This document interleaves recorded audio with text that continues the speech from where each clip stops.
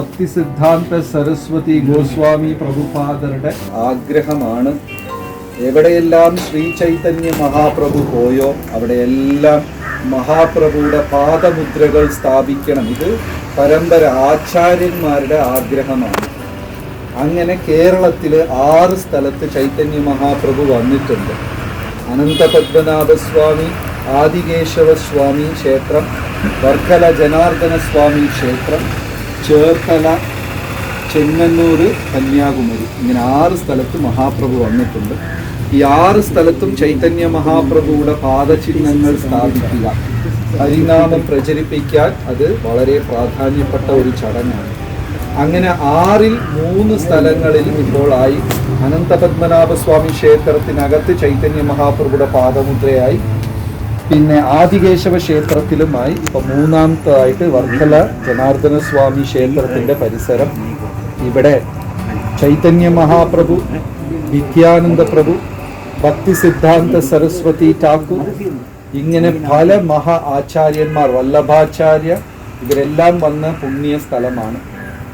നമ്മൾ കുറേ ദിവസം ഇവിടെ ഒരു സ്ഥലത്തിനായി ചുറ്റി നടന്നപ്പോൾ നമ്മുടെ സുഷിൻ പ്രഭുവാണ് ഇതിനൊരു പ്രധാന കാരണമായത്. സുഷിൻ പ്രഭുയുടെ ഒരു ചേട്ടൻ്റെ സ്ഥലമാണ് ഇത്. അന്ന് ഒരു 3-4 വർഷങ്ങൾക്ക് മുമ്പേ ചൈതന്യ മഹാപ്രഭുയുടെ പാദം സ്ഥാപിക്കാൻ വേണ്ടി വലിയ ഒരു സൗജന്യ നിരക്കിൽ ഇവരെ ഫാമിലി നമുക്ക് ഈ സ്ഥലം തന്നു. ഇതുപോലൊരു ചരിത്രമാണ്. മഹാപ്രഭുയുടെ പാദം ഇവിടെ സ്ഥാപിക്കപ്പെടും. 1000 ജനങ്ങൾ ഇവിടെ വന്ന് ഭഗവാന്റെ നാമം ജപിച്ചിട്ട് പോകും. ജനാർദ്ദന സ്വാമിയുടെ വളരെ അടുത്താണ് ഈ സ്ഥലം.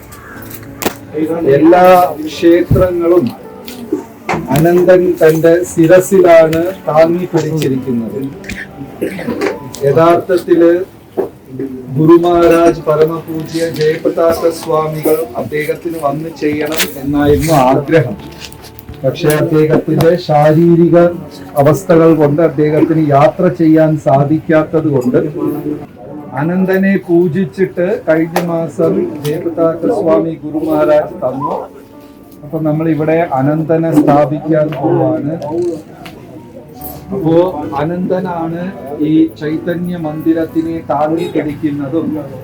പിന്നെ ഇവിടെ അനേകം ആൾക്കാർ വന്ന് നാമജപം ചെയ്യണം. അതാണ് നമ്മുടെ ഉദ്ദേശം.